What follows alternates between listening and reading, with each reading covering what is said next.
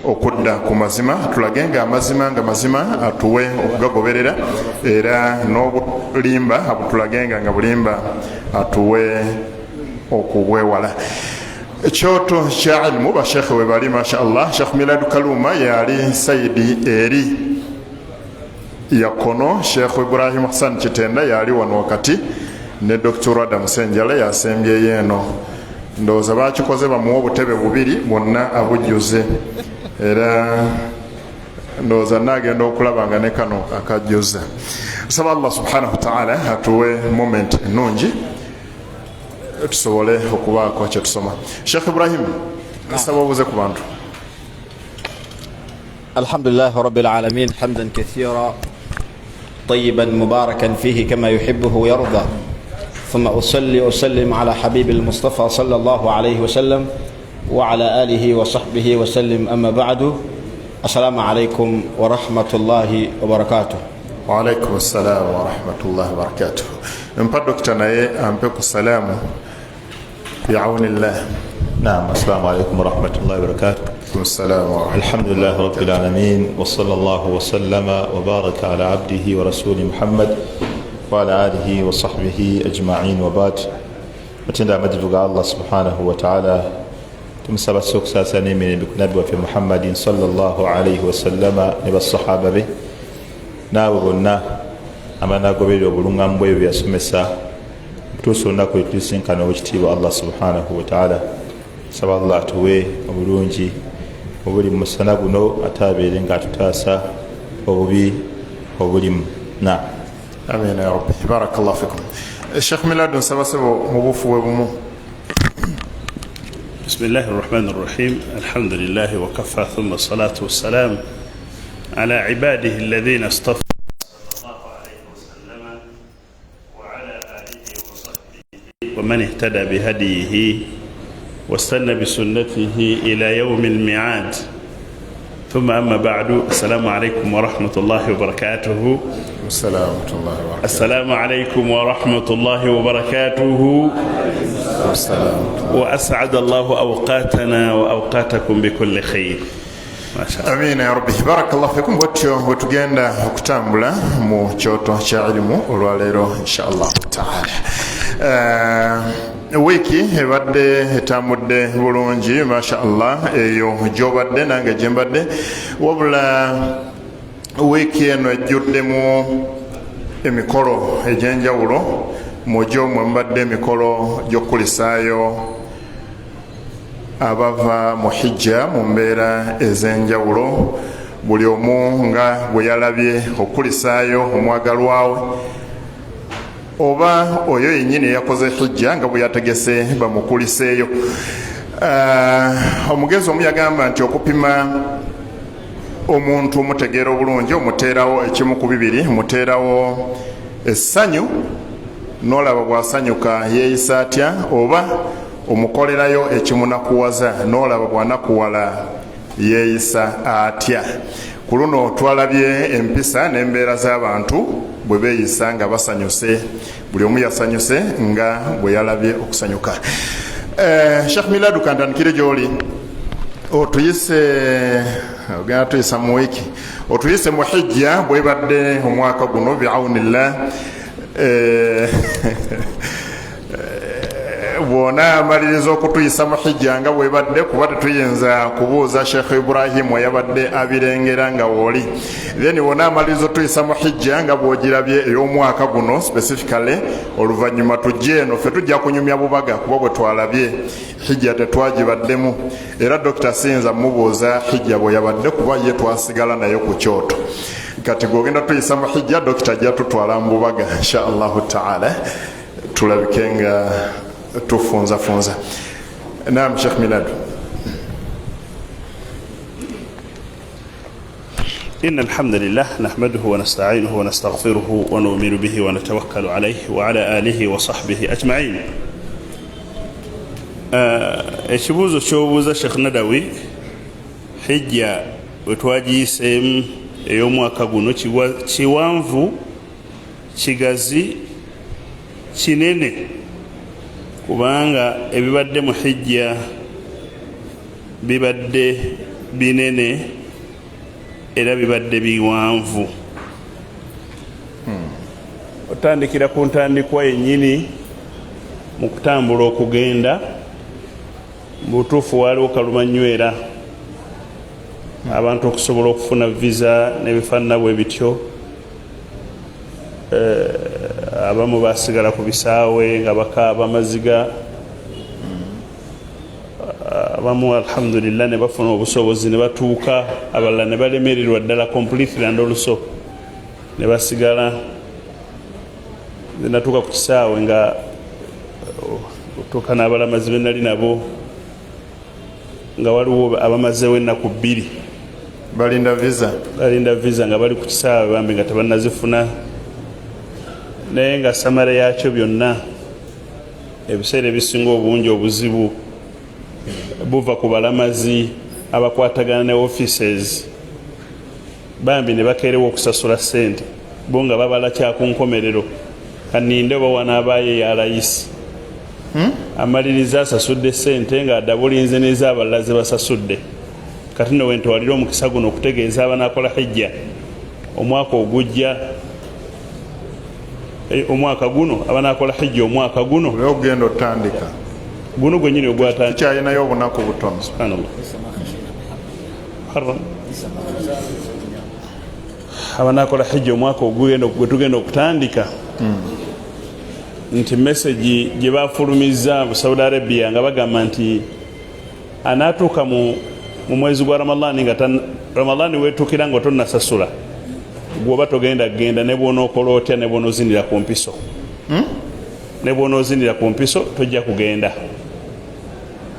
Kaakati okusobola okugaadinga ebyo ebyabaddewo eby'omwaka guno alhamdulillah tekyabadde Uganda yokka, kitegeeza kyabadde jeno ba oda bwe bayavudde eri n'ensi endala zaayise mu kimu. Saagadde kuyingira mu details kyavuddewa naye nga kisobola okuba nga kyagabaniddwa parties zonna, kubanga pate za hijja wabawo pate y'omulamazi ne wabawo pate ya office ne wabawo pate ya federation ne wabawo pate ya ministry, zonna zakombye ku kimu zakoze zabadde n'ensobi. Nammwe mwenyina ensobi abatutwala Definitely buli omu aba n'ensobi ye. Wadde oyogera ku yaffe yakulwawo okusasula naye nga kati eyo ye mother, ate eyammwe eyo ye mother, eyo ye mother ye maama w'ensobi zonna. So bwebanga etereezeddwa oyinza okwekanga nga abantu tebajja kuleka bantu. Allah akkirize. Alhamdulillah twatambula bulungi ne tugenda e Makka. Mashaallah. Tuuka e Makka emikolo ne gikolebwa bulungi. Mashaallah. Bwe twabadde e Makka ne tulabayo ekyewuunyo, njagala nnyo okwogera ku byewuunyo ebiba birabiddwa ewantu kubanga normal circumstances tetuziwabudde, naye ekijja nga tekiri nga kyewuunyo kiweebwa obudde. Mu byewuunyo bye twalabye mu hijja kwe kulaba pasita eyabadde e Makka. Kwe kulaba pasita eyabadde e Makka nga buli muntu yenna yeegomba atuukeko waali. Yabadde pasita ow'omu South Africa eyo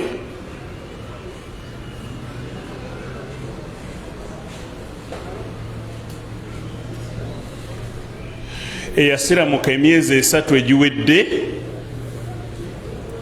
yadde musiraamu n'asiramuka n'abantu be bonna, kanisa yonna n'esiramuka. Ekyo kyabadde abunomo, twabadde tulina okukiwa obudde. Abamulabyeko buli omu yabadde ayagala atuukeko waali, kale at least abeeko information gy'amuggyako. Naye mu information gye yawadde yagambye nti yalaba endooto ng'emugamba kwambala ngoye enjeru ng'abantu abalala bwe bazambala. N'anoonya society mu bantu abambala engoye enjeru be baani abo. Ekifaananyi yagenda okifuna abambala engoye enjeru ng'akikuba Makka, kubanga e Makka abantu bwe baba mu hijja bambala engoye bbiri nga njeru. Ekifaananyi ekirooto bwe yakifuna n'agamba kino kirooto nakyo kintawanyiza bwereere. Agenda okulaba ng'akiraba omulundi ogwokubiri nga kimugamba nti lwaki tobeera n'abantu abo abambala engoye enjeru? Naku bbiri ndaba ekirooto kino, n'atakiwa budde era. Agenda okulaba ng'ekirooto kye kimu akiraba omulundi ogwokusatu. Twabadde ne Seka Anwaru information ogijja ku ye direct eri wano ku twabadde ne Seka Anwaru n'agamba nga tuli mu baasi, n'agamba nti bannayuganda be batera yadde information ya Seka Anwaru Sadat be batatera nnyo kuwa birooto bitiibwa. Naye omubaka alayhi salatu wassalam yatusomesa endooto n'azaawulamu emirundi esatu. N'agamba nti waliwo endooto nga mbi, n'agamba nti fahadha min ashaitan. N'agamba nti waliwo endooto nga nnungi, n'agamba nti fahadha min Allah, eva wa Allah. N'agamba nti waliwo endooto ey'okusatu hadithu nafs, omuntu ebintu byabeeramu nga bya bulijjo. Naye endooto ebbiri zirina amakulu mangi. Obudde si bwe bwa kati okwogera ku ndooto, naye omusajja bw'alaba endooto n'emusindika ng'emusindika ku kifaananyi ky'e Makka, omusajja yasalawo ategeeze abantu bawangala nabo mu kyaki ekirooto kyalaba. Ekirooto bannange ndaba ekirooto kino, naye kinsindika kusiramuka. Haqqan abantu bonna ne bawafaka ne bagamba nti ashhadu an la ilaha illa Allah wa anna muhammadan rasulullah. Kyaki yonna omusajja amawulire bwe gatuuka ku gavumenti ya Saudi Arabia nti pasito w'amaanyi lwakubadde nti media basirika. Media singa kibadde kikotte ku basiraamu nga kibi bandibadde baki-exposinze worldwide. Naye bwe kikwata ku bo tebasobola kujjayo bino tojja biraba ku TV, tojja biraba ku WhatsApp illa man rahima Allah. Gavumenti ya Saudi Arabia bwewulira information eyo n'etwala obuvunaanyizibwa n'egita omusajja omu South Africa emuwe hijja ey'obwereere ajja atuukirize ekirooto kye abeere n'abambadde engoye enjeru. Mashallah. Omusajja yazze e Makka pasita, nalabye ku maziga ge ng'akaaba ng'ali mu ngoye enjeru bbiri, ng'ali ku lusozi Safa, ali ku lusozi Arafa, ng'ayimiridde avuunama ku mayinja ku musana omuyitirivu ng'amaziga gamuvaamu, agenda ayogera ebigambo ebitawulirwa balala, ebyabadde birimu message etegeeza nti mubutuufu mbadde sikisuubira kino. Bwe yamaze n'ayogera n'ensi yonna bannamawulire n'abategeeza bino bye mbadde njogera. Allahu akbar, Allahu akbar walillahi alhamd. Message tugisindika eri abalala nti ono kana minkum, bapastors tubasindikira message nga tubaga nti ono yabaddemu mmwe, nga n'ekitiibwa akibasinza, nga n'abagobereza ababasinga, nga n'okusoma bayibuli agibasinga. Aslama huwa, yasiramuse. Fama balukum, mwe muliriddawo abakyali emabega abatamanyiddwa wantu wonna. Bw'ati bwe yali Abdullahi ibn Salam ku mulembe gw'omubaka Muhammadin alayhi salatu wassalam, yasiramuka n'agamba nabbi Muhammad yali si musiraamu, yali nga bapasa b'omulembe guno, yali nga bapasa b'omulembe guno nga munene. Bwe yamala okusiramuka n'agamba nabbi Muhammad, n'amugamba ya Rasulallah, inna alyahuda qaumun buhtun. Seka Adamu tukivunula kite kino qaumun buhtun bekola ki?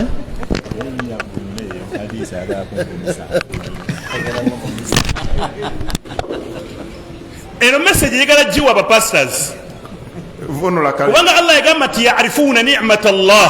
soko vunule kali ena kavunula. okay. Allah yagamba nti yarifuna ni'mat Allah thumma yunkirunaha wa aktharuhum alkafirun. La ilaha illa Allah. Allah yagamba nti amazima bagamanyi, falamma ja'ahum ma arafu kafaru bihi fala'natu Allahi ala alkafirin. Allah bwatu bwayogera mu Quran, Allah yagamba nti ekituufu bakimanyi, bakitegeera bulungi nti eddiini y'obusiraamu y'amazima. Thumma yunkirunaha, ogenda okwesanga bayogedde opposite y'ekyo.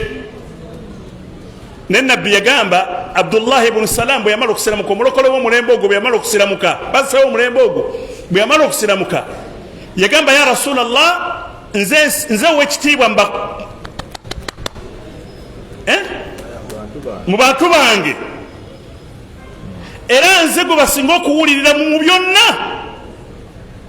Nabbi bwe yawulira ekyo n'alowooza nti bw'anaaba asiramuse n'abalala bajja kukola batya? Bajja kusiramuka. Nabbi namugamba tutegeeza abantu bonna basiramuke kubanga omaze okusiramuka. Namugamba ya Rasulallah, inna alyahuda qaumun buhtun.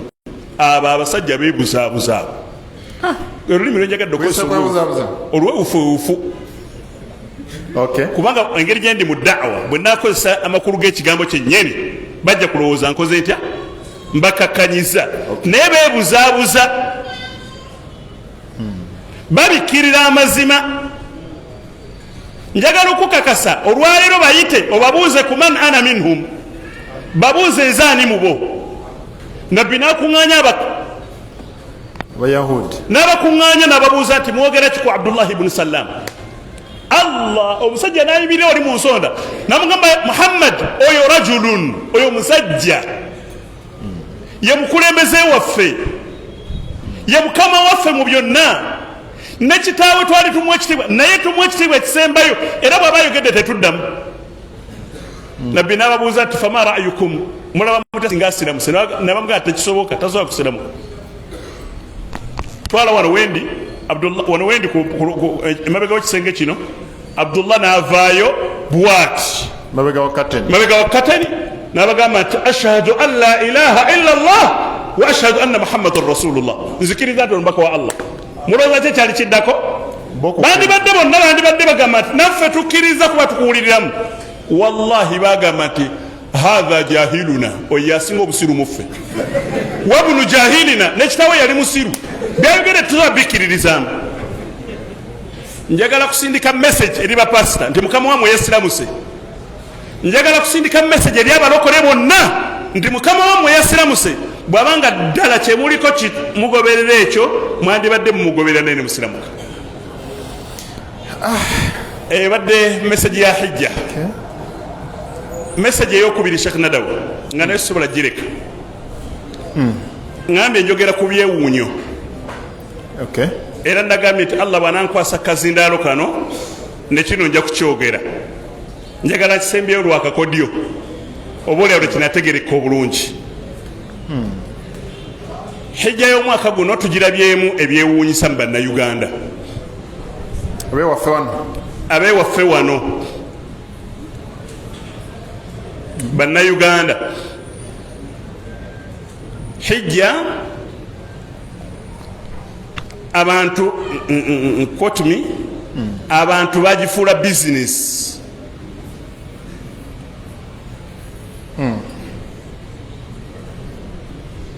Ffe gye tulowooza nti ibaada,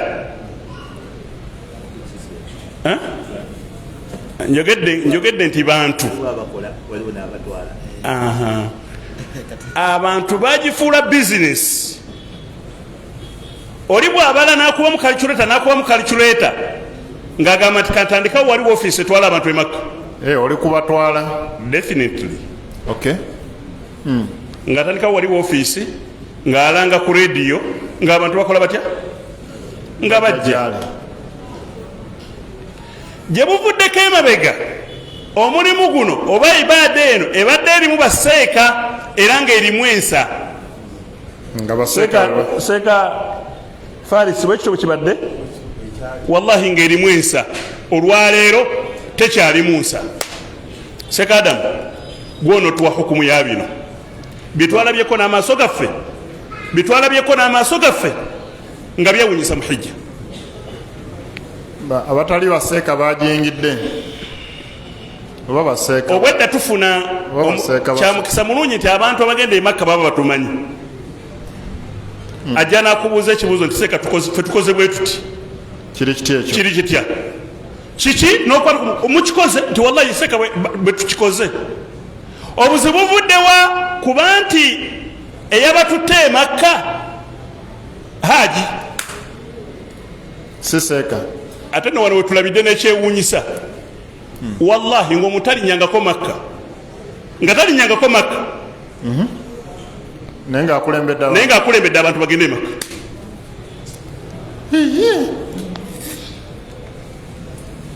olowooza ki ekiyinza okudirira aba yakiyingira wallahi bino bwetuwe tujja byogera walau kariha alkarihun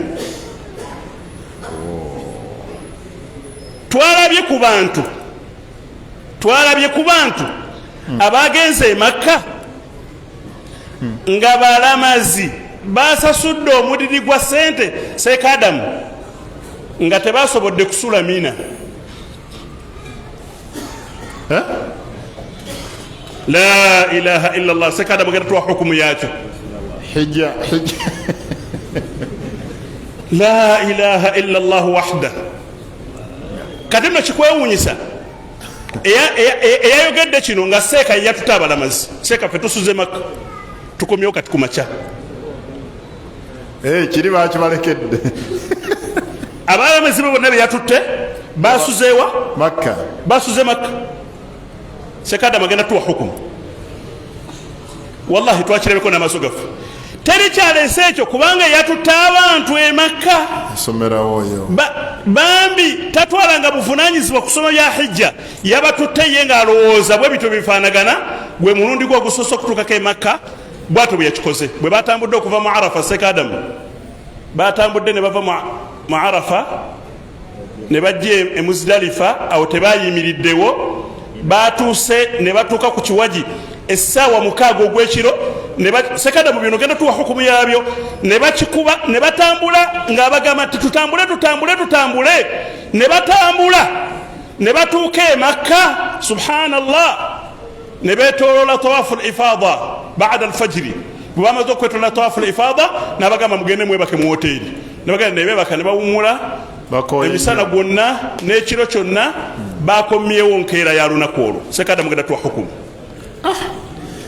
oyo yasomerawa ibutida tuba tusomesa abaana mu primary tubasomesa hijja bweko ono yabadde sheekh ate omuyise seeka uliriza ngonkoze bubi era namugambye nti tuyambe nakyo kyogere ono omulala gwendeeta yabadde sheekh oli yabadde haji yabadde sheekh yakoze yabadde sheekh yaŋŋambye nti mukama waffe yatuganya okusula e muzidalifa seeka adamu ne batambula fajiri nebayitako nga bali mu kutambula fajiri salatul fajiri ne salatul maghribi ne isha ne bibayitako seeka namugamba nti nedda tusoke tusaale namugamba nti obudde butuyitako seeka ngamba nti nange nadde sisobola kwetaasa kubanga gye nadde ngenda nabadde simanyiyo sheekhe munene njagala bwali basuunya obudde akyogere nja mubagamba mmwe bwe munaamu mubuuziza jja byobuwulira seeka nagamba nti kati kyenyina okukola yabadde ne seeka munno owokubiri namugamba nti tulina okukola tusaale nga tutambula sheekh adamu maghribi ne isha ne fajiri babisadde batambula ku bigere batambula butambuzi seeka bagamba tutambule batambula basoma alfatiha seeka adamu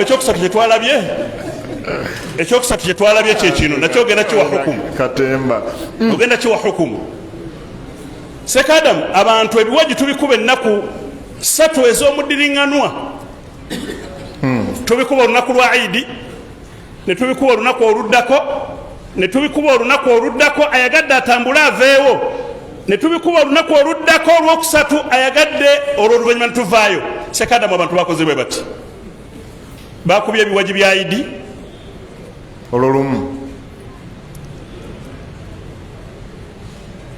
ne bakomawo ne babikuba enkeera ku makya ku saawa 8 ogw'ekiro 6 ogw'ekiro olwokuna ne babiddamu olunaku lwe lumu olwo lwennyini ne babikuba ku saawa 6 ogw'ekiro ne batambula ne bava emakka ng'ekibajjo bakikubye omulundi gumu ne batambula twayise ku bantu ne sekaanwaru nga batisse emigugu batambula tubabuuza mulagawa tugenda makka mu woteeri tumaze okukuba ebiwaji ng'ebiwaji babikubye omunaku lumu kivudde ku kyekyo kyonna kivudde ku baseeka abatwala abantu emakka abatali baseeka nga bwe batuuka emakka babayita baseeka kati njagala gamba abagenda emakka omwaka guno baseeka wa social media njagala gamba abagenda emakka omwaka guno nti yonna gye mugenda mu offices gye mugenda message ene batuukeko munoonye mu office eyo mulimu seeka ddala agenda okutwala emakka bajja kutuwalana bagenda kutuvuma naye katukyogere genda mu office gyogenda ogendamu emakka obuuze nti muno wannanga wano muyinawo seeka oba tewaliwo seeka nga bwogenda mu pharmacy nga bwogenda mu kiriniki n'obuuza nti wano muyinawo dokita notabuuza receptionist nebagamba nti ye dokita abeerawo era bakutekawo wano mugundi dokita ajja naku bweziti nebweziti mufuke mu kiriniki n'akasengeke kabeerawo dokita bannange mwegendereze baseeka mugenda kutuuka mukole hijja nga tubagamba nti olina kuddayo okole hijja ndala oyonoonya miliyoni 2 oba 2 nga bwe twabiwulidde oba 28 oba 3 ozoonoonye nga wallahi tugenda kugamba nga bwe tunabatandisa okunnyonnyola tugenda kugamba nti olina kuddayo okole hijja ndala byokoze byabadde bifu bw'oba ogenda mu ofisi yonna gyogendamu sooka obuuze nti wano waliwo seeka nti ye waliwo seeka seekaani nti seeka gundi okakase nti agenda okukozesa ekituufu agenda okukozesa hijja agenda kubeera seeka otherwise ebizibu bingi jazakumullahu kulla khair barakallahu fikum bwetyo tutambudde ku kyoto kya ilmu eyo paati ebadde yokka nga tulaba ebyabadde mu hijja omwaka guno kugamba omuntu alabika yakolako mu ddwaliro nga receptionist ayaniriza abantu n'ava kuwa receptionist n'atulako mu rumu ya dokita n'awandiika abantu n'abawandiikira eddagala n'atandika n'okkuba empiso kubanga bulijjo alaba bakola batya babakuba empiso kati baseeka aba social media dokita wabayita bateekwa kuba be bakoze oyo katemba mu hijja kati obuzibu bwe buli kubuuza nti wano waliwo seeka ne bakulaga seeka nga yambadde enkofiira nga nfaanana noga kati mbuuze eki ekirala ndabanga seeka yina enkofiira n'ekkanzu kansasula 2 gange ndaba seeka n'okunyirira akola atya anyirira n'ekkanzu gy'ayambadde nayo ya bbeeyi n'osasula naye ng'ate osasudde ekkanzu si seeka tusaba allah atulage nga ekituufu era atuwa okuteeka mu nkola Sheikh Ibrahim tugende mu mbaga za hijja twalabye bangi abavuddeyo ndowooza abatalimu abo abakoze katemba mu mikolo abakoze hijja entuufu ne baddawo ne batuyita emmere ne tugirya alhamdulillah era ekyagenda mu maaso tukyagirya bwenva wano enkya nyinayo ne ku Lwokutaano nyinayo ne mu wikendi awo tukyalya emmere y'abavudde Makka mutusabire ko Allah ajuteremu baraka Sheikh Ibrahim ekiri kiti ekyo نعم السلام عليكم ورحمة الله وبركاته. السلام ورحمة الله وبركاته. الحمد لله رب العالمين حمدا كثيرا طيبا مباركا فيه كما يحبه ويرضى ثم أصلي وأسلم على حبيب المصطفى صلى الله عليه وسلم. أقول لغانا بارك الله فيكم جزا بغانا وفي أباقي نكوبيدا أنتي باتو كريزا إمباجي يوكونا وبولياو إمباجي زتانو وسلام بوفي كبوازيمبيوا إذا نسأل الله تبارك وتعالى بينك كريزا عبادة ياوي وأولا بإذن الله تبارك وتعالى twabadde ku shukuru ya muganda waffe tuwangala naye wano alhamdulillah nawe walidde ku mmere mashallah alhamdulillah twalidde ekiriga twabadde ku shukuru muganda waffe natusaba twadine Sheikh Abdul Nasir Kateregga natusaba tubere neko n'ebigambo tusibire eri abantu. Alhamdulillah omulimu tugukola naye waliwo omuwalimu omu kamuyite muwalimu Siseka kamuyite muwalimu okay.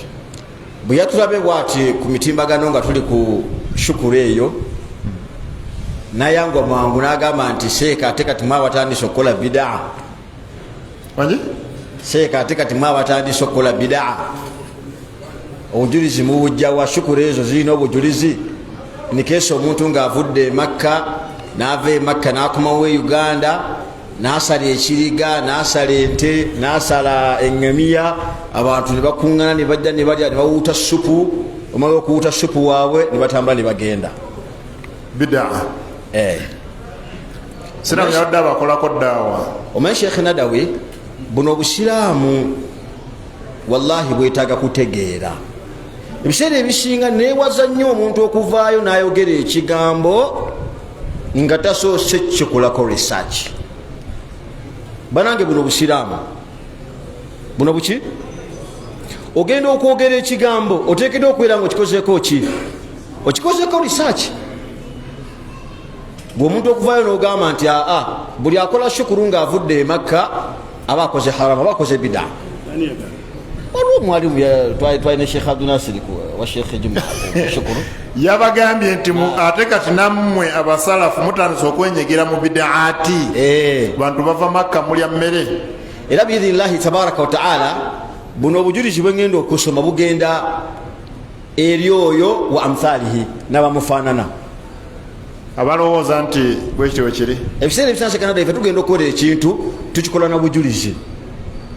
Kyekigambo kya Sheikh Ibn Uthaymin kyeyagamba nti alhaqu ma qama alayhi dalil walaysa alhaqu fima amilahu nnas. Kati bannanga abooluganda barakallahu fikum kino kikolebwa na buki na bujulizi. So sigamba nti kwagala kw'abantu nti olw'okuba nti ABCD nedda tukikola na buki na bujulizi. Hadithi ya sahaba ayitibwa Jabir radiyallahu anhu agyetaaze osobola ogisanga mu Bukhari oba mu Sunan Abi Dawuda. Awulira okubeera nga taammaka ennyo obujulizi obukkiriza omuntu okubeera nti avudde mu lugendo avudde safaari n'akomawo n'abeera nga asalayo ekiriga oba asaze eŋŋamiya oba asaze ente n'ayita ba Sheikh Minaadu bannange mujje tulye kituwute supu ow'ekiriga kino tutambule tugende. Tuli ffenna abooluganda. Jabir atunyumiza mu hadithi agamba nti لما قدم النبي صلى الله عليه وسلم المدينة نحر جذورا أو بقرة ويعني tonavunula akoze ki wadde tonavunula no setting ebibuuzo oyo atunyumiza muyitani Jabir sibo kiri agamba nti omubaka Muhammadi sallallahu alaihi wasallam lamma qadima almadina bwe yakola ki bwe yatuuka e Madina nahara jahuran au baqaran. Ebyo kutusomako eddiini yabikola ki yakola atya. Jabir atunyumiza omubaka Muhammadi sallallahu alaihi wasallam yakola ng'avaawa ng'atuuse ewa ng'atuuse e Madina yasala ki jahuran au baqaran ngamiya oba ki oba ente. Jabiri watunyumiza mu hadithi nti omubaka yakola ki. Tuli ffenna abooluganda njagala kyo kikilarifayinga eri abantu abalinamu okubuusabuusa nti omuntu abanga avudde mu safaari avudde mu lugendo n'asalawo asala ekiriga oba asalawo asala ente abantu bajje balye kanyama balye ku muceere bagende. Kirina obuki kirina obujulizi. So si bigambo by'abantu nti bantu bakitandikawo butandisi kirina obujulizi. Tuli ffenna abooluganda.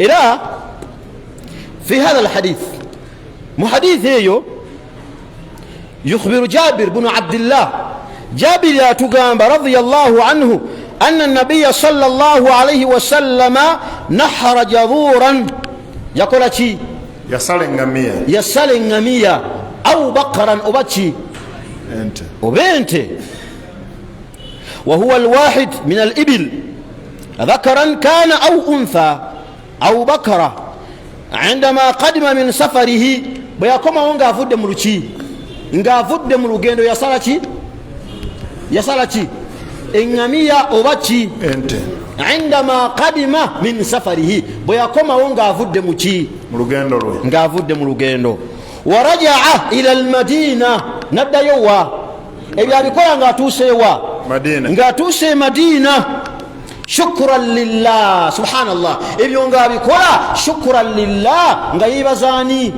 Allah subhanahu wa ta'ala ala salama Allah tabaraka wa ta'ala yamukulira enteekateeka y'okubeera nti atambudde bulungi yagenda nga mulamu nakumawo muki namulamu mwakirabe muganda waffe Sheikh Milado ono haji yafudde abadde awangalire ebugerere ndowooza Allah musasire yagenda masha Allah nga mulamu naye la qadara Allah bwatu Allah bamugenda nti agenda kufiira wa agenda kufiira mu hijja era bwatu bweyaziikiddwa kati omuntu wawanga agenze mu ibada agenze mu safari nakomawo salaman salama wakitiibwa Allah nga amukomezaawo nga mulamu nasalayo ekiriga kiwuutibwa essupu ate nga nomubaka Muhammad sallallahu alaihi wasallam ye yasala ki ngamia yasala ngamiya oba ki ng'akomyewo ng'atuuseewa ng'atuuse Madina katugamba nti muganda waffe agamba nti omuntu ng'avudde Makka avudde Madina akomyewo okuva mu hijja n'asala embuzi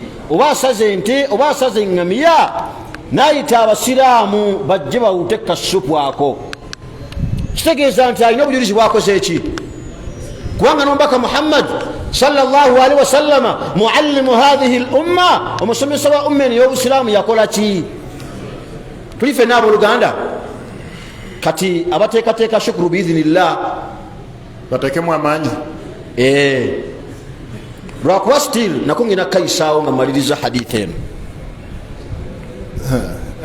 egenda maaso n'agamba nti fa it'aamu at-ta'am min afdali al-qurbat allati tuqaddimu lillahi ta'ala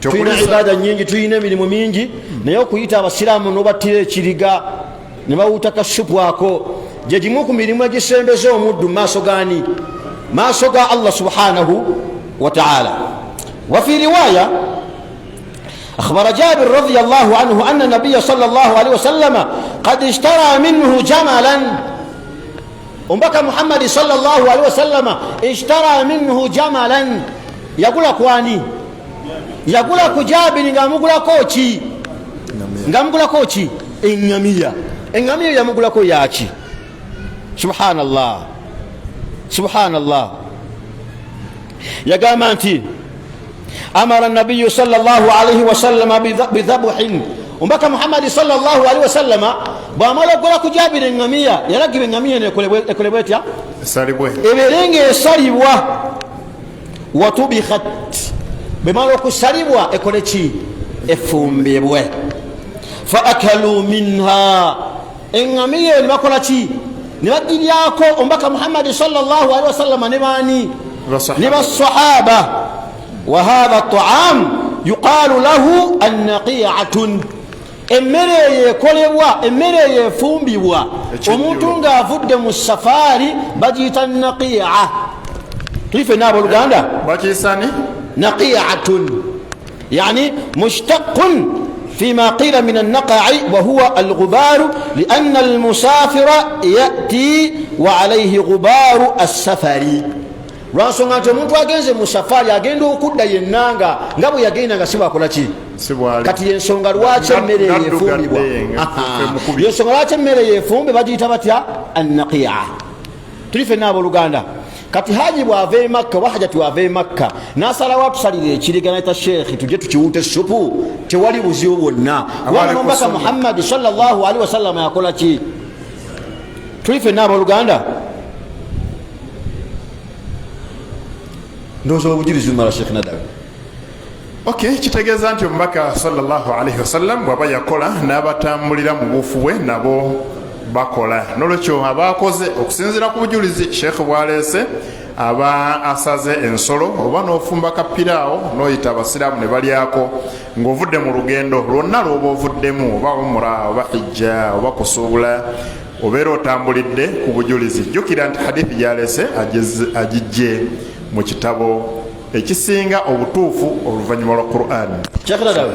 nga maliriza ebigambo byange waliwo abantu abakoze shukuru ate mwana wattu ate nga bo bakoze haramu bakoze ekitaliiyo. Seka Ibrahimu ate katyo kubanga waliwo hajati omu bomukyalo omu yavudde e Makka alhamdulillah ng'akoze ibada naye ate bwe yakumyewo n'apangisa abayimbi 3 ne seeka omu ayagala abayimbi bano abasatu bayimbe nga bamukulisaayo okuva e Makka ne seeka naye abayowa emyoyo.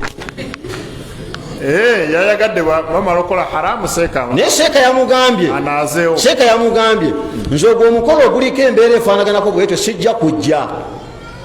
yatuyambye olwokuba abadde amuwadde obukadde bumeka nga bwani nga bwa seeka n'atajja obwo busente naawe Sheikh Nadawi seeka abantu bajja miliyoni 2 baseeka tubayitira ku bakuli kutalina baasa miliyoni 2 kiteyafunye seeka Sheikh omuntu nga munywevu biidhinillah aba munywevu kukikyaliko yabadde seeka yennyini oyo namugamba munnange hajati sigaza abayimbi bo bakusanyukire bakuliseeyo naye nze sigenda kujja.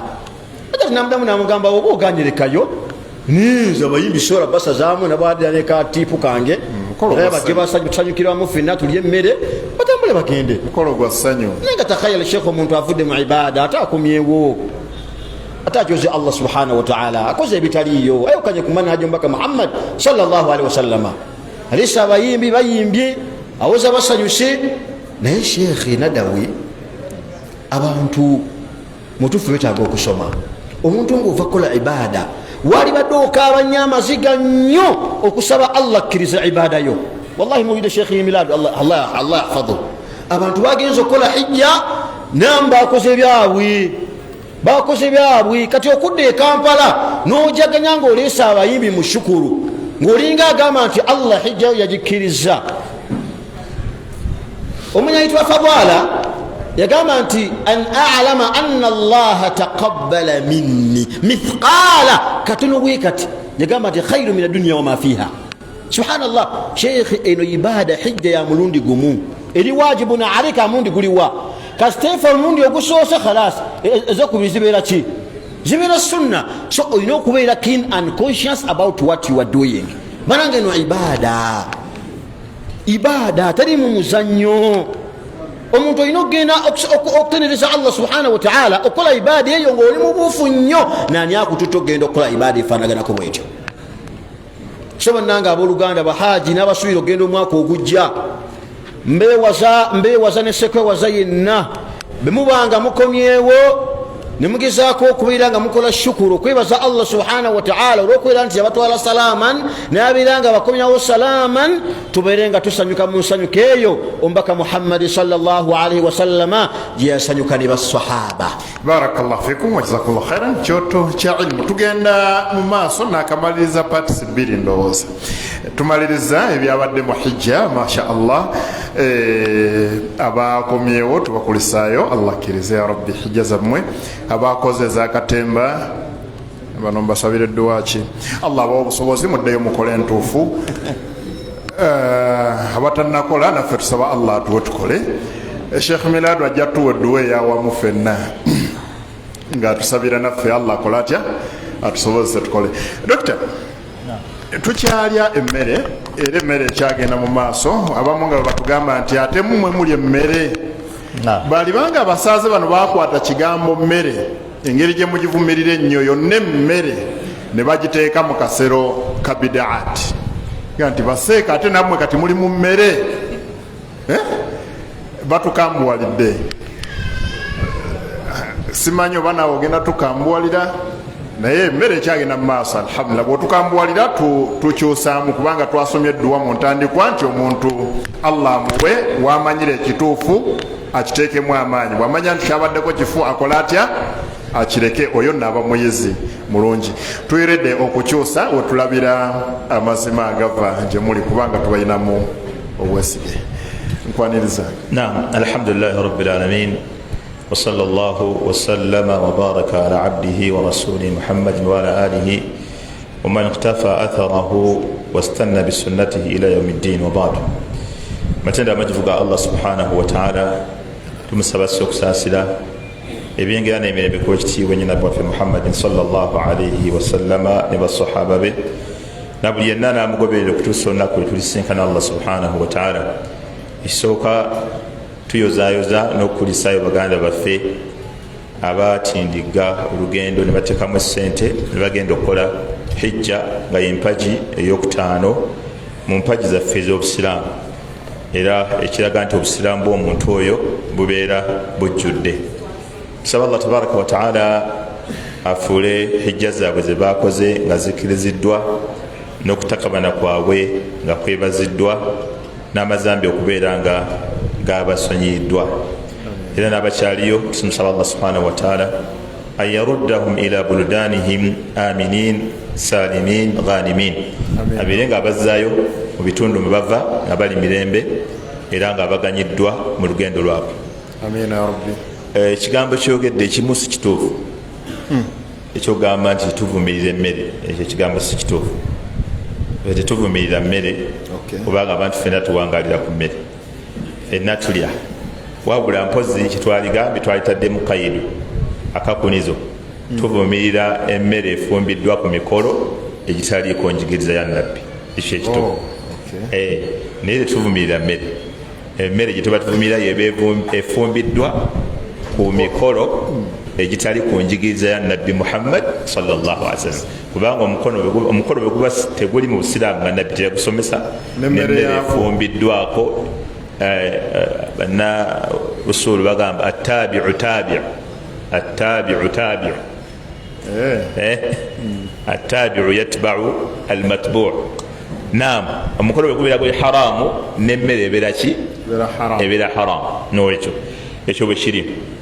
Wa amma nga Sheikh Ibrahim bw'abadde ayogera ku kigambo kya asuli aga masala kwaniriza muntu aba avudde olugendo, nga tetundayingira nti avudde mu hijja oba avuddewo.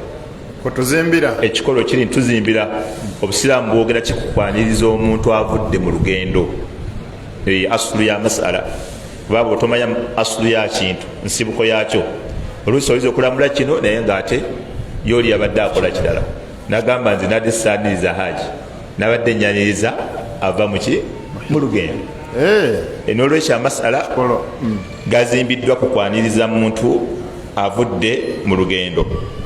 Hadithi ya Jabir bin Abdillah radiyallahu anhu, Sheikh Ibrahim gyava okusoma, Imam Ibn Battah bwe yali asharaha ekitabo kya Bukhari yagamba nti fihi it'aamu al-imami, mu hadithi eyo mulimu omukulembeze okuliisa n'okuteekateeka emmere, it'aamu al-imami war-rais ashabahu inda al-qudum, mulimu omukulembeze okutegekera banne ekijjulo bakulembera inda al-qudum min as-safari, bw'aba akomyewo okuva mu lugendo. N'agamba nti wahuwa mustahabu, ekikolwa ekyo kyagalwa, kiri sunna. N'agamba nti wa min fi'li salafi, era kikolwa ky'abaakulembera abalongoofu baali bakikola. Waman sanaa dhalika min as-salafi, ne mbakikola mulimu Abdullahi ibn Umar. Bwe yavanga mu lugendo bagamba ne bwe yabanga alina ennaku ez'okuliwa yasookanga n'alindako ng'akyaliisa abantu abajja okumuyozaayoza n'okumukulisaayo mu lugendo. Era wabawwaba al-Bukhariyu rahimahullahu ta'ala aidan baba al-akhar, Imaamu Bukhari alina omutwe omulala gwe yateeka mu kitabo kye, ate nga abamanyi bagamba nti kaana fiqhu al-Bukhari fi tabwibihi.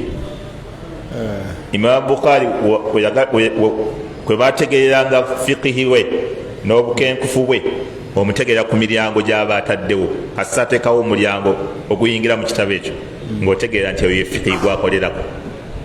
Kati mugimu ku miryango gy'ateeka mu kitabo kye yagamba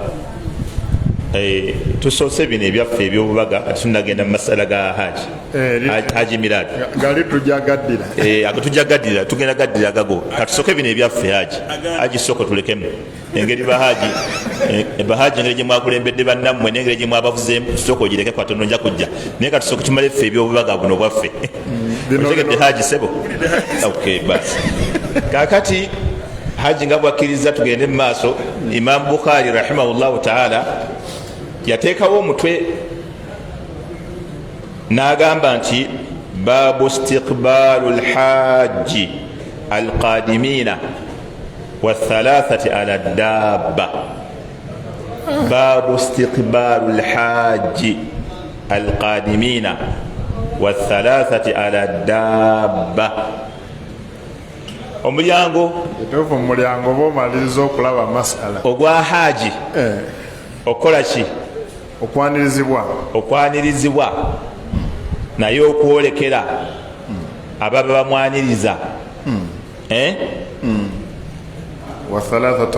n'abantu abasatu ku nsolo nti bakkirizibwa okutambulirako kyaba ategeeza olwo n'aleeta hadisa ibn Abbas radiyallahu anhuma agamba lamma qadima nabiyu sallallahu alaihi wasallam makkata nabbi bwe yatuuka e makka istaqbalatuhu ugailimatu bani abdul muttalib abavubuka abaana abato abalenzi abava mu famiri yennyini gyazaalibwamu ugailimatu bani abdul muttalib abaana abava mu famiri ya abdul muttalib abala baboogera yali abdullah ibn zubair yali kwaliko ibn Abbas kwaliko bavuka bali mu family ya nabbi sallallahu alaihi wasallam hadisi emu yabaleeta ne banyonyola bamwaniriza naye nga agenda kukola hijja bwe bamwaniriza abo bavubuka abato fahamala wahidan nabbi nasitulako omu olw'essanyu nga laba abaana bamwaniriza nasitulako omu bayina yadaihi namuteeka mu maaso ku nsolo wa akhara ala khalfahu wa akhara khalfahu al-akhar makulu amala oba wa akhara khalfahu bombi yebiri omu yatula maaso mulala namuteeka emabega era abasahaba bwe baali banyumya abala bagamba Hasan ne Husaini ne omo ku baana abava mu Jaafari bwe baali banyumya bokka bokka bagamba ojjukira lwe twayaniriza nabbi nasulako ffe ababiri omu namuleka be basatu bali bayogedde bo baali banyumya ojjukira twayaniriza nabbi nasitulako ababiri omu namuleka kakati hadisi eyo ewulirwanga nabbi bamwaniriza atuuka makka agenze kukola hijja Imam Ibn Hajar rahimahullah mu kitabu kya Fathul Bari Dr. Katonda Nyawo bamwaniriza ddi kati kyengenda okunyonyola ekyo kyoyala okumbuuza nti obadde okimaliriza sina kimala kyenyinyonyola ekyo hadisi eringa eraga nti nabbi saa sallam bamwaniriza atuuka wa makka kati Imam Ibn Hajari nanyonyola nti wa kaunu tarjama litalaqi alqadim min alhajj والحديث دال على تلقي القادم للحج وليس بينهما تخالف yagamba nti hadisi okuba nti esobola okuba nti eyogera ku muntu gwe baaniriza ng'atuuka makka ate ffe bitwogerako wano bikwatagana ku bantu abakomyewo wa e makka si kyekyo kufundiza yagamba tewaliwo kubagana mpawa min haythu almaana mu makulu liittifaqihima min haythu almaana fi alqadiyya kubanga amakulu gagatta gyolaba baaniriza atuuka obutuuse makka ate olwo akola ki akomyewo mimbabi awula okubeera nti bamwaniriza era bamanyi bwe baali banyonyola ekigambo kya ibn hajari kyennyini baga nti alladhi yukhadhu min kalamihi ekiyigibwa mu kigambo kya ibn hajari anna alhaditha hadisi eyo ya ummu alqadima lilhaj walqadima min alhajj hadisi ezingiramu agenda okukola hijja bamwaniriza nakola ki n'akomyewo okukola hijja bamwaniriza emmere za mirundi egi litifaqihima min haythu almaana kubanga amakulu gakola ki gagatta. Wakala ibn al-Munir, Imam ibn al-Munir yena agamba min alfiqihi kiba kya mu bugunjufu kutegeera okwekika ekyawaggulu jawaz talaqi alqadimina min alhajj okubeera ntwaniriza abantu abava mu hijja liannahu alayhi salatu wassalam kubanga omubaka ye lam yunkiru dhalika teyakikola ki teyakitamwa era teyakiwakanya bal sarrathu kyamusanyusa nabusanyusa lihamlihi lahuma baina yadayhi wa khalfihi era kimuwaliza n'okuba nti omwana omu yamusitula n'amuteeka mu maaso n'omulala n'amuteekawa emabega. kati waliwo hadisati ya Aisha eri mustadrak ogwa al-Hakim ye Aisha radiyallahu anha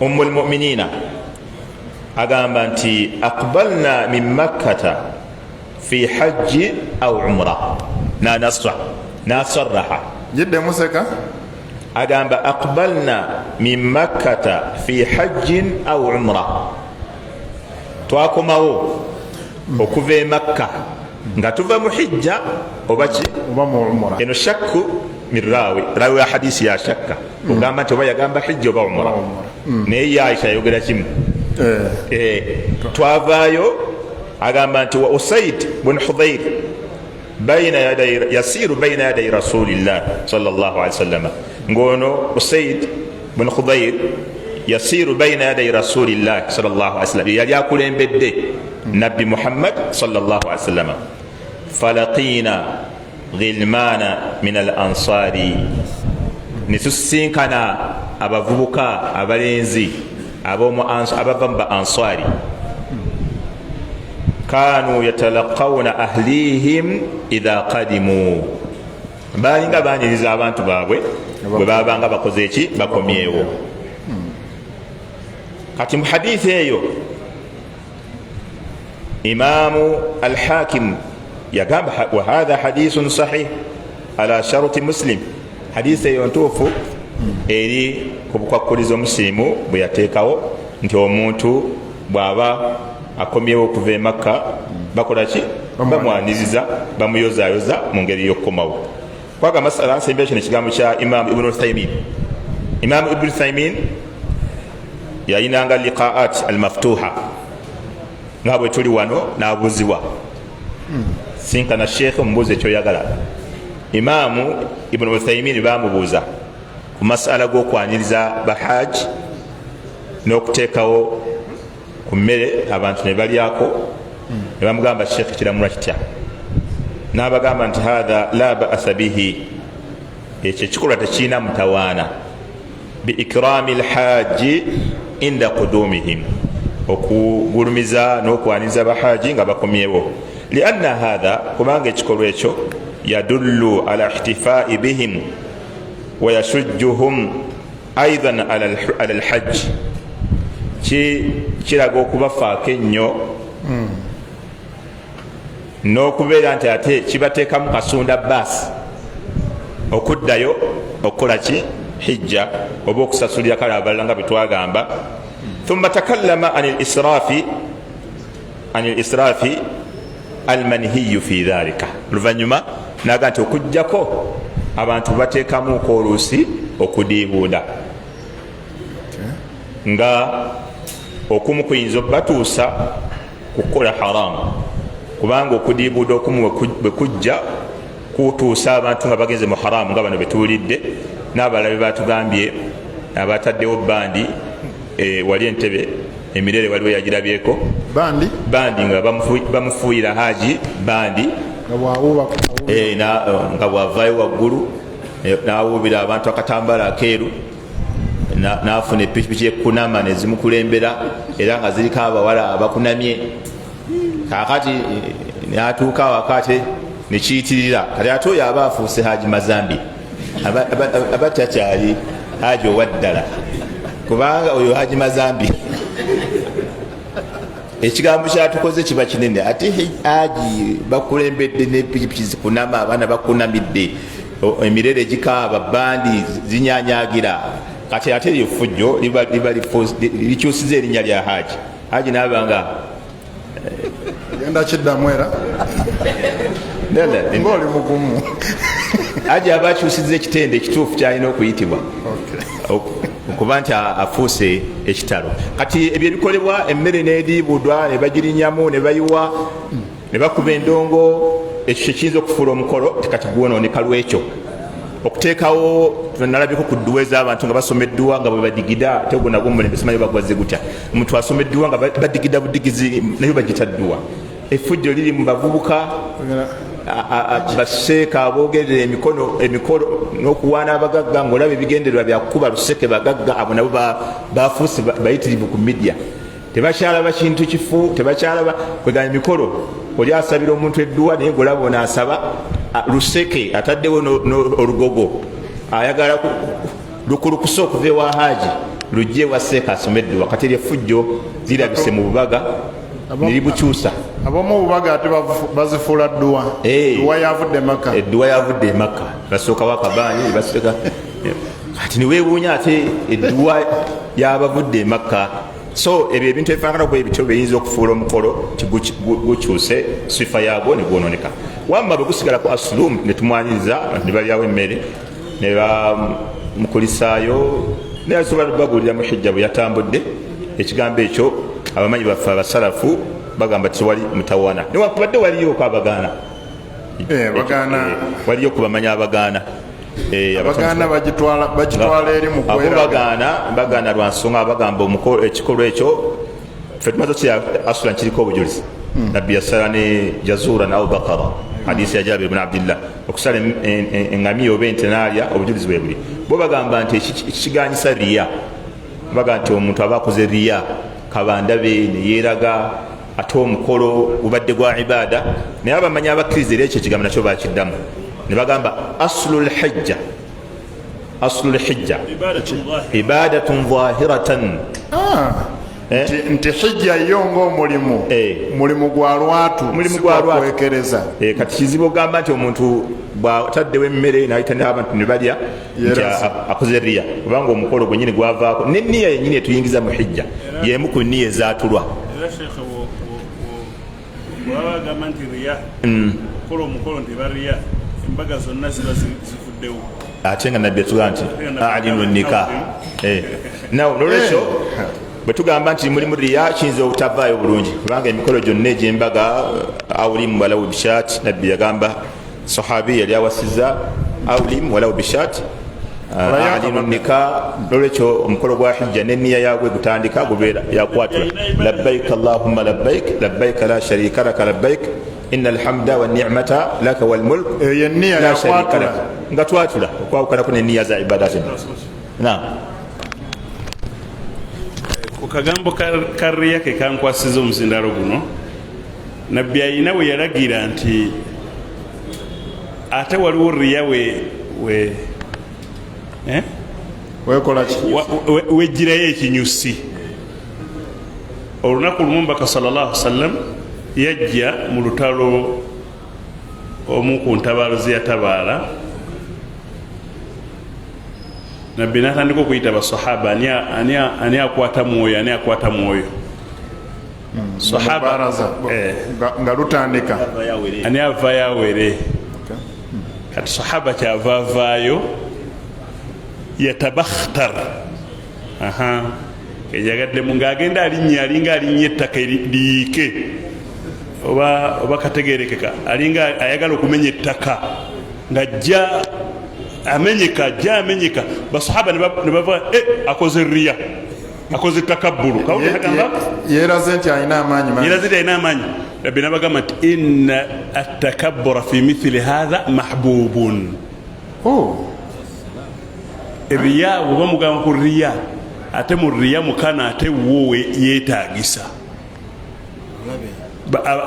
era nabbi sallallahu alaihi wasallam olunaku lumu yava e Madiina najja e Makka n'akola umra bwe yali akola umra n'agamba basahaba nti bwemutuuka ku tawaafu wali mutuuke mugende nga mudduka mulaga amaki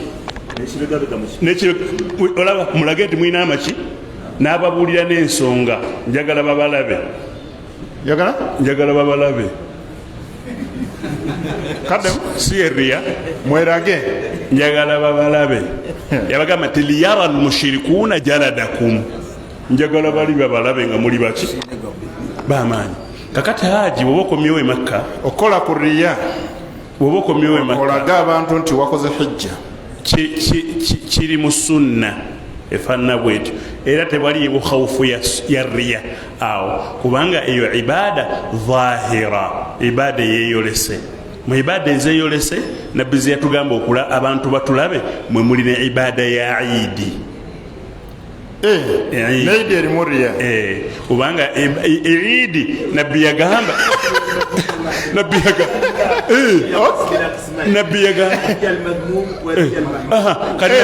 nazo ziri bbiri nabbi yagamba bwaba tugenda mu idi tuveeyo n'amakubo tugakyuse.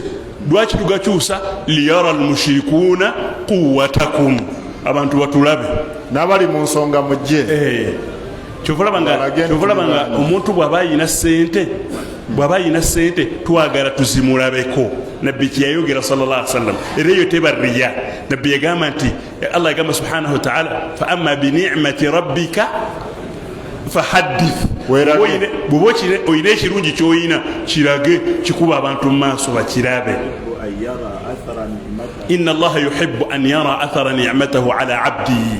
Allah bawakuwadde ekyengera ayagala abantu Allah naye akirabe ng'okikozesezza. Kati omutemu riya fi ibadatin dhahira, mu ibada ezeyolese. Era seka Dr. Adam twajja wano ne mukuwaayo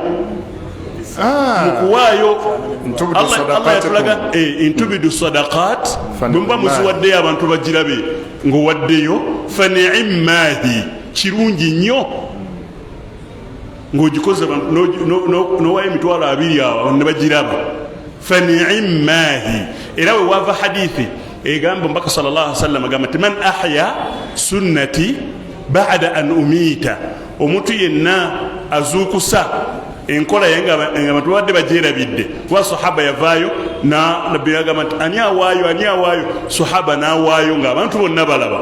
Nabbi nagamba man ahya sunnati, omuntu azza obujja enkola eyo aba wakabi nnyo. Sekadamu nagenda ku kyalo bakiyita Lukaya e Masaka. Obudde bunkoze bubi mbadde nkyayagala obujulizi.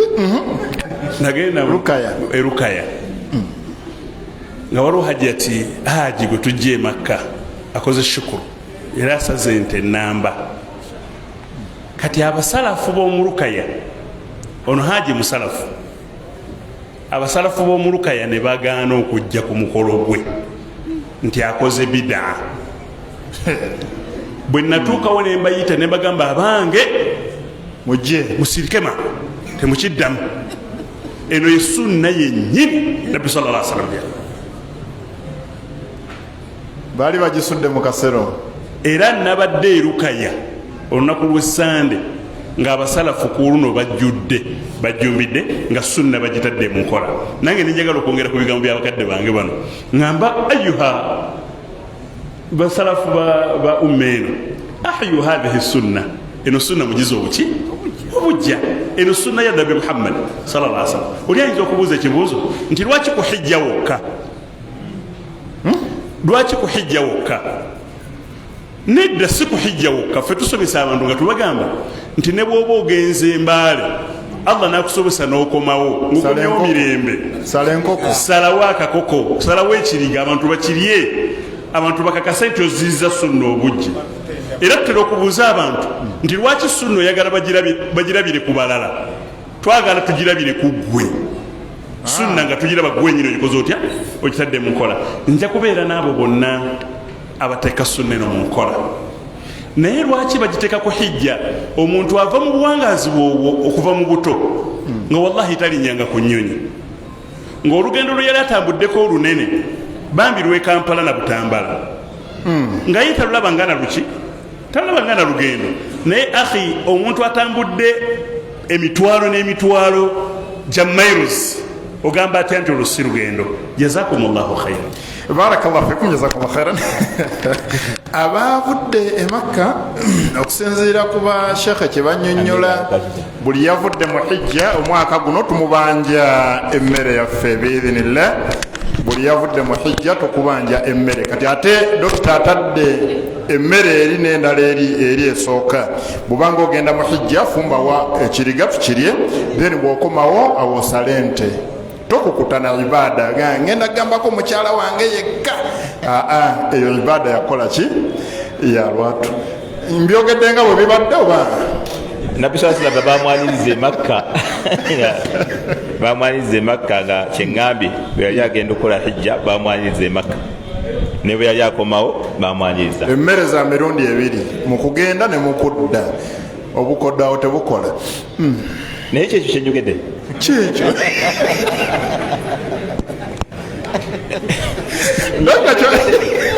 Kyekyo kyoyogedde kyensamarayizinze mbadde nkola samarayi. Almuhimu, Nabbi sallallahu alaihi wasallam bwe yali atuuka e Makka bamwaniriza sallallahu alaihi wasallam, era n'asanyuka okumwaniriza kwe bakola. Ne bwe yali akomawo bamwaniriza. Mashallah. Bazzukulu be bennyini baalimu mu kumwaniriza. Ekigambo ekirala nga tufunza ebikolwa Sheikh Milad byabadde akoonako emikolo gya hijja. Okusookera ddala tuyinza okugamba nti si gwe gusoose nga Sheikh bwabadde agamba, wabula kiyinza okuba luno kyamukutteko olukwatakaate olw'enjawulo ennyo. Amawano gaze gabaawo. Kubanga nze nzitukira lwaki si gwe gusoose. Emirundi egizze giyise nga bashekhe kirya omugenzi bakyaliwo, Sheikh Nuh Muzata bakyaliwo, twalabako ebikonde nga byagala kwegamba buli kaseera okubanga binyooka. Olwa buli omu nga kyawulira mu matu ge takisika. Kaŋŋambye vulugu, nga vulugu aliwo mu byensimbi, mu kulungutanya bahaaji, okubakulungutanya, okukozesa ebitali bituufu. Bwe kyatuuka ku kyessente, omugenzi oyo Allah musaasire, Sheikh Nuh Muzata ayina we yatuuka n'avaamu ekigambo. Yasooka n'awolereza nga tuli e Makka mu hoteeri, naye bwe twatuuka Emina, buli yali awulira ssente abantu ze baali beezibise ku bannaabwe, ng'ate abakulu be bazeezibise, yatuuka n'avaamu ekigambo n'aga nti baseeka mutusonyiwe, kino kyekiseera eŋŋumi eveeyo, tugenda kukuba ku ŋŋumi, ebisajja obwedda byempolereza bimafiya. Nga naye awulira abakulu essente ze beezibise nga zirabwako n'obuzimu, endala bazirina wali, endala ziri wali, endala ziri wali. Enjawulo yokka enjawulo kye bayita enjawulo, nga babulooka ab'e Kampala tebakola ku njawulo ku bannaabwe, nga buli agiwulira azimba omutima. Abamu ne bagamba bannaye, gundi yatugambye tubasolooze. Gwe bagambye abasolooze n'avaayo naga nti bannaye nze buli gwe basoloozezza sinze, bamusolozezza bibye. Paka kyabatabukako to the extent nalaba Sheikh Semmambo, ffe twali bayizi nga tuvudde mu Madina tuzze kusoma, n'atuwa tugamba mwe temusobola tuyamba ne mutwalira bahaji, mubatwale ffe byatutabuseeko dda. Nagambwe yingiza bahaji emmotoka obakulembera obatwale, ffe byatutabuseeko dda. Nga buli omu ayagala kulya munne, buli omu ayagala kulya munne. Volongoto yekka twalabako omusheeka ku baali bakulembedde ekibinja, ng'akulembedde abantu bali mu ngoye eza bulijjo nga zino batambula. Omusirikale aba bulijjo abatalina baseeka bawalimu yabayimiriza n'abaga please mutwala wa makanzu mugenda wa nti atugenda ku mikolo gya hijja, n'abagamba nga muli mu ngoye nga mathala n'abaga miikaati eri ntebe gye mulina okwambalira hirami. Ate kati wano mwe mutambula mugamba mugenda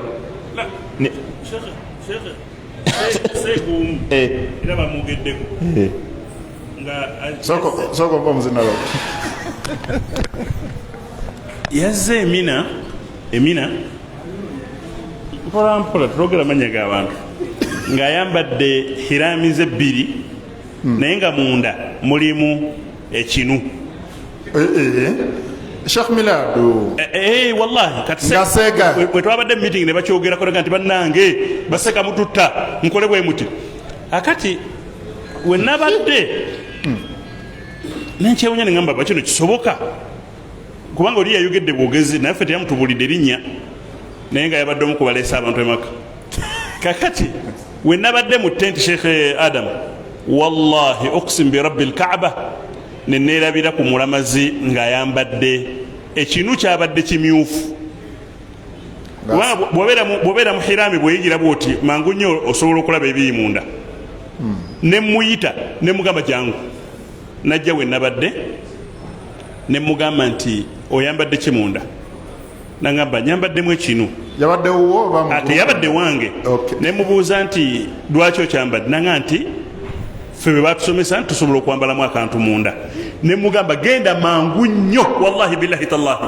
benabadde no babadde obajulizi ne mugamba genda mangu nnyo okijemu ate okome wano ondage ng'okijemu n'agenda n'akijemu nakomawo nandaga nga kijemu muba mubasomesa biki muba atusomesa bagenda makijje kakati so mutukoze bubi mu kiseera ekyo nti omusiikale owa bulijjo yazzaayo abantu ku miqaat mugende mwambale bambale baleete enniya ey'emikolo naye awo munekyo nga batambula bali mikolo neseeka wabo bakulembeze neseeka abakulembeze ago bayita seeka wama dhalika ekigambo kya bahaji okuyita Muzdalifa okuba ekiwaji ekiro biki ogenda e Makka ne batakomawo okudda kusula Mina ebyo bizze bibeerawo emyaka gyonna okuva nze natandika okubeera 2011 2012 ebyo byonna emyaka nga bibeerawo oli asaasira nnyo abantu be n'abagamba tugende mubeere mu hoteeri ng'abamu tebalina nansonga basobola okudda era kyobola twalabyewo n'abatendereza abantu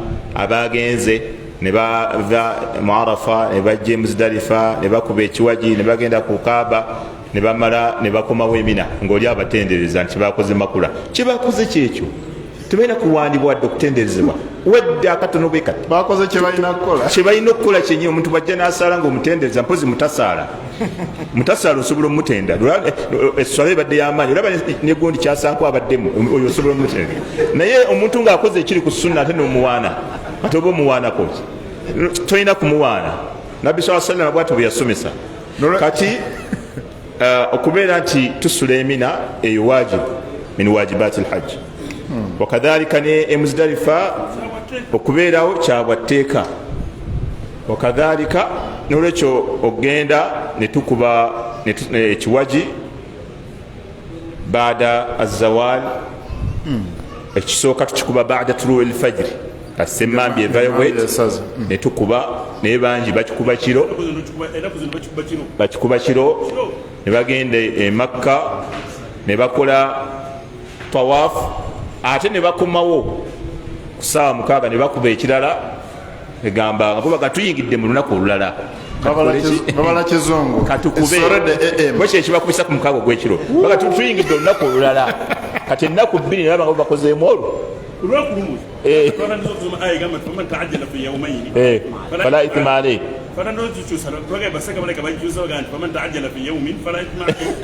idhan mu bufunze omuntu aba yakoze bw'atyo akakatibwako okusala ekisolo ng'akyali Makka n'akisaddaaka waba teyasuze Mina ebiro byonna teyasuzeeyo akakatibwako okujjako nabbi beyawa olukusa nga Ibn Abbas abaali banywesa n'abaali balunda ebisolo byabwe kati ng'abambyulensi abajjanjaba abantu abo bakkirizibwa okubeera nti bavaayo Emina ne baba tebasuzeeyo olw'obuvunanyizibwa ate obulala bwe balina okukola n'okutuukiza abasala ensolo z'abahaji abazibaaga batambuza ennyama babo bakkirizibwa ne baba tebasuze Mina ne ba ashabul adhari abalina ebibasonyisa basobola okuba nti tebasuzeeyo amma omuntu atalina kimusonyisa ayina okuvaayo mu Arafa najja n'asula Muzdalifa n'asalirawo Magharibi ne Isha nga nabbi bwe yakola waliwo abangambye bavudde mu Arafa ku makya abukedde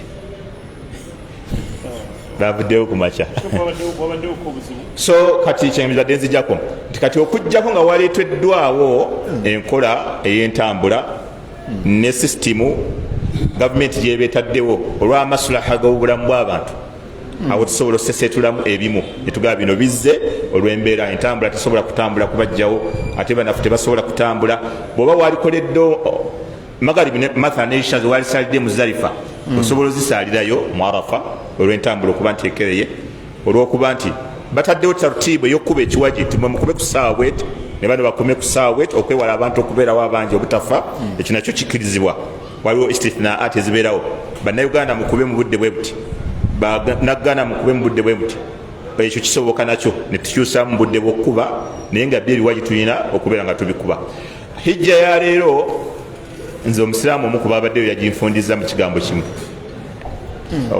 okufunza ebigambo bya Sheikh Milad byadagama okuba abaddeyo yanfundiza hijja mu kigambo kimu kubanga ebikolobero ebyakoleddwa tetusobola kujja netubyogera kubanga abamu bwe tubyogera wano baga nti abo balayika bavumirira bibiina byaffe bitwala abantu twogeddeko bimu biri twogeddeko ebisaamusaamu naye obusiraamu yanfundiza hijja nagamba bwe muba kyemwogera nga kituufu mu abawali mu ekigamba nti faman hajja albaita omuntu bwagenda nakola hijja walam yarufuth walam yafsuq natakolerayo byambyone rajaa min dhunubihi ka yaumi waladathu ummuhu nti akomawo okuva mu hijja ye ng'alinga olunaku mamaro yamuzaala nagamba era nga mugamba nti walhajju almabruru huwa alladhi la yukhalituhu ithmun wala dhanbu yagambye batono abalina hijja entuufu bwemuba mugamba nti hijja entuufu yeye etaliimu kwonoona bwe muba mugamba nga kituufu nti hijja entuufu yeterimu byambyone yagambye bannayuganda batono abalinawo hijja entuufu ate wallahi nga kyayogera seka wa shahida shahidu min ahli omujulizi yabaddewo naawe obujulizi seka nze ekyo nkakasanga kituufu nnyo mu bannayuganda bakola hijja era kyova olaba nebaza nnyo federation yataddewo olwaleero era njugamba mbagamba federation mbagamba kyebataddewo bakikole ki bakinywerereko bayite baseeka bano abatwala abantu emakka ofiisi ezi zonna babeere mu lusirika bafune seeka atandika obasomesa hijja mu buto baliwa abatwala federation yakitandise nga temwe mutusomesa yakitandise lwaki seeka ebikolobero bisusse seeka seeka je atandika okusomesa baseeka abatwala abantu emakka nti hijja erina kubeera bweti kubanga benyini abatwala abantu emakka ntiddo kyogera nti tebagimanyi ntiddo kyogera abakusomesa hijja ne batutwala seeka farisa ngambye nti emyaka gigivuddeko emabega nkyogere omusajja mukulu akyatya akikyogera aŋambye emyaka egivuddeko emabega mbukatulaba biwero mbukatulaba biwero mbu gye givuddeko emabega mbwenyenyi bwe yabukanga Red Sea ntidde kyogera wanange mundeke kyoto kya ilmu tusaba Allah subhanahu wa ta'ala atukumire bashekhe abamanyi eddiini Allah atwewaze bashekhe ng'ate tebamanyi eddiini kisoboka kuba kirabwako emirundi mingi naye ebbanga lyetunamala nga ffe abasomi ba irimu tetwetegereza baani betujjako byetusoma amako ebikolobero bijja kwongera okweyoleka mu ibadaati ez'enjawulo waliwo bashekhe nga kituufu batwala abantu emakka naawe ndowooza kitegedde bulungi nga naye nabo bennyini bagwana kutwalibwa oba tubawa amagezi nti bw'oba okuŋŋaanyiza abantu bo n'obateeka mu kitabo kyo nti gw'obatutte kati bakwate obakwase seeka omulala naawe odde emabega ogoberere nga naawe obuuza shekhe nti tukole ki tekibaamu nsonyi era oba toswadde okuba nti naawe okkiriza okulemberwe kubanga oba okakasizaako okuba nti wadde wakulembedde abazza okukola naye naawe okyayina bingi by'oyina okwetegereza abagenze mu hijja masha Allah tusaba Allah akkiriza hijja zammwe ezabaddemu omulumulu muddeeyo mu baseeka mu bannyonnyole bye mwakoze babawe ennamula entuufu tobuuza yakututte kuba yakututte yajja kuga nti ekyo kikola buuza ataakututte ayongere okuwabula ku kye wakoze naawe okakase nti hijja gye nakoze yeyo oba gye nakoze si yeyo nyina kusolooza ate sente nzireyo nkole endala. Abamu tukyababanja emmere mutuyite emmere tugirye biidhinillah, tubebalizeeko Allah, tubayozeeyoze, mutukwateko mu mitwe, mutuwe ku dduwa. N'abaagenda nga temutuyise ku mmere nammwe tubabanja emmere yasooka, bwema mulina obusobozi musobola okuliwa nayo ne tugirya biidhinillah. Tusaba Allah atunywereze ku sunna ebbanga lyonna, tuteekenga sunna z'omubaka sallallahu alaihi wasallam mu nkola, era n'obwegendereza obw'enjawulo tusobole okusengejja sunanu nga tuzijja mu bidaati. Allah subhanahu wa ta'ala musaba atuwa obwangazi obulungi n'obusobozi, tukomewo ku lwokusatu olujja mu kyoto kya ilimu, twongere okusoma eddiini yaffe. Barakallahu fikum wa jazakumullahu khairan. Sheikh Milad nkusibudde, Sheikh Ibrahim nkusibudde, Dr. Sebo mwebala kutusomesa. Saba Allah subhanahu wa ta'ala abatukuumire naffe atwongere obusobozi obubasomako tusobole okulongoosa obusiraamu bwaffe. Subhanaka Allahumma wa bihamdika ashhadu an la ilaha illa anta astaghfiruka wa atubu ilaik. Wassalamu alaikum wa rahmatullahi wa barakatuh.